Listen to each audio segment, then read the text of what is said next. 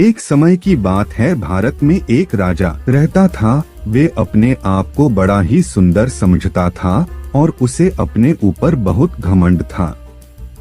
वह घंटों अपने आप को शीशे में देखकर अपना समय गुजारा करता था और हमेशा सोचा था कि इस पूरे संसार में उसके जैसा सुंदर राजा कहीं भी नहीं है।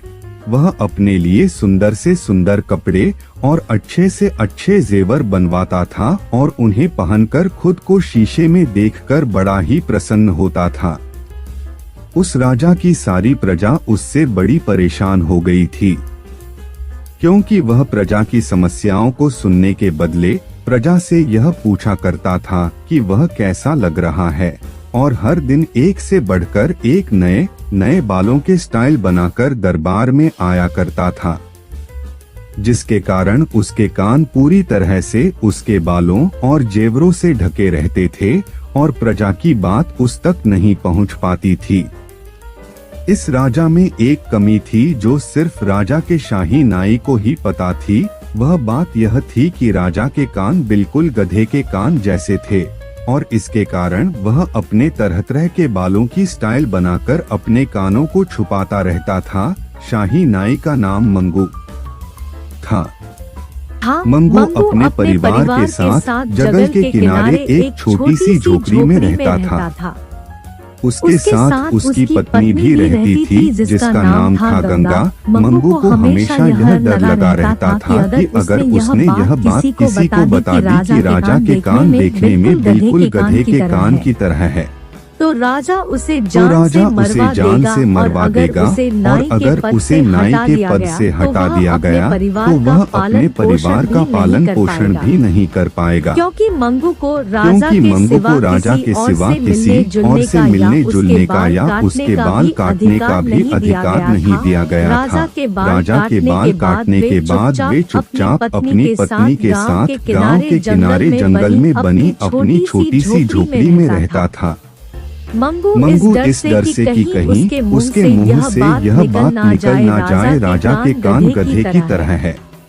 वह खुद भी किसी से नहीं मिलता था, यहाँ तक कि यह बात छुपाते वह न ठीक से सो पाता था, न ही खाना खा पाता था। वह बड़ा ही दुख भरा जीवन बिता रहा था। उसका ऐसा हाल देखकर एक बार उसकी पत्नी गंगा ने कहा, आखिर तुम्हें क्या हो गया है? जब से तुम शाही नाई बने हो, ना ठीक से खाते हो, ना पीते हो, ना ही कहीं जाते हो, ज्यादातर समय हमारे घर के पास बहने वाली नदी को देखने में बिताते हो। पहले जब तुम शाही नाई नहीं थे तो हम ज्यादा खुश रहते थे, कम से कम हम लोगों से मिलते जुलते और अपना समय खुशी से बिताते थे। नाई ने अपनी पत्नी से कुछ भी नहीं कहा। वह दौड़ता हुआ नदी के किनारे चला गया और वहाँ बैठकर चुपचाप पानी को देखने लगा। गंगा बड़ी परेशान हो गई और वह भी मंगू के पीछे आ गई। नदी के किनारे चारों तरफ इमली के पेड़ लगे हुए थे। गंगा बोली, मैं तुम्हारी पत्नी हूँ, आखिर क्या परेशानी है? एक बार बताओ तो मैं किसी को नहीं बताऊंगी, विश्वास करो। किसी को नहीं बताऊंगी, मंगू बोला, गंगा तुम्हें पता है हमारे महाराज के कान गधे की तरह है, लेकिन अगर मैंने यह बात किसी को भी बता दी तो महाराज मुझे मृत्यु दंड दे देंगे। मुझे समझ में नहीं आता कि कहीं मैं किसी के सामने यह बात बोल ना दूं, इसलिए मैं किसी से नहीं मिलता। लेकिन इसके कारण मैं बहुत दुखी हूँ, क्योंकि मुझे अपने मित्रों की बहुत याद आती है। मैं एक एक करके सबको खो रहा हूँ। और मंगू गंगा को पकड़कर रोने लगा। इमली के पेड़ मंगू की कही हुई सारी बातों को अपने अंदर सोख रहे थे। मंगू की पत्नी ने वादा किया कि वह यह बात किसी को नहीं बताएगी, लेकिन जल्दी ही वह यह बात किसी न किसी को बताने के लिए बेचैन होने लगी। बात इसलिए एक दिन वह इमली के पेड़ों के पास गई और वहीं पर चुपचाप धीरे धीरे पेड़ों को गले लगाकर कहने लगी कि तुम्हें पता है राजा के कान गधे की तरह है। और इस तरह से यह बात पेड़ों के कान गधे की को तरह बताने के बाद उसका मन शांत हो गया और वे अपने घर वापस आ गई।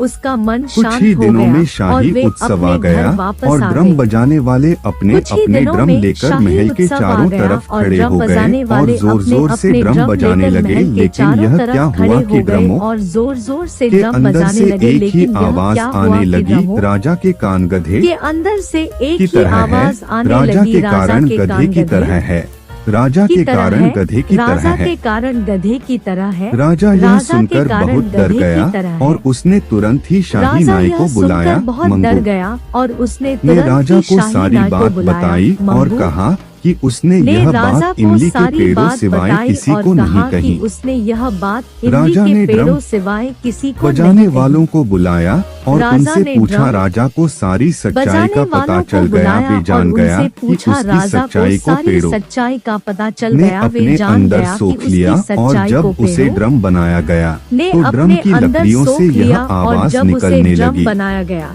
तो इससे ड्रम की पहले कि लकड़ियों वह से नाई यह आवाज निकलने या ड्रम लगी। बजाने वालों इससे पहले कि को वह सजा नाई देता, राज्य के या मंत्री ड्रम ने बजाने कहा वालों इससे कोई फर्क को नहीं सजा पड़ता देता। कि राजा के राज्य कान के कैसे मंत्री ने हैं। कहा, अगर राजा इससे प्रजा कोई को प्यार फर्क करता नहीं है पड़ता कि और राजा उनकी के सारी कान कैसे मुसीबतों हैं। को दूर अगर करता है। राजा प्रजा को प्यार करता है राजा और उनकी को सारी सारी मुसीबतों बात को समझ दूर में आ करता गई है। और उसके बाद वे राजा संसार का सबसे को अच्छा सारी राजा बात बना समझ में और आ उसकी गई प्रजा और को उसके फिर बाद कभी वे कोई संसार दुख का नहीं हुआ सबसे और अच्छा किसी राजा को बना यह भी और याद उसकी नहीं प्रजा आया को कि फिर राजा के कभी कारण कोई दुख गधे नहीं हुआ और किसी की को तरह यह है। भी याद नहीं आया कि राजा हमें के कारण अपने गधे काम को दिल से और की अच्छी तरह है। तरह से करना चाहिए। हमें अपने तभी काम हम को लोगों दिल की से नजरों में और अच्छे अच्छी तरह से इंसान बन करना पाएंगे, चाहिए। चाहे तभी हमने हम लोगों कितनी की भी नजरों खामियां में क्यों ना अच्छे हो। इंसान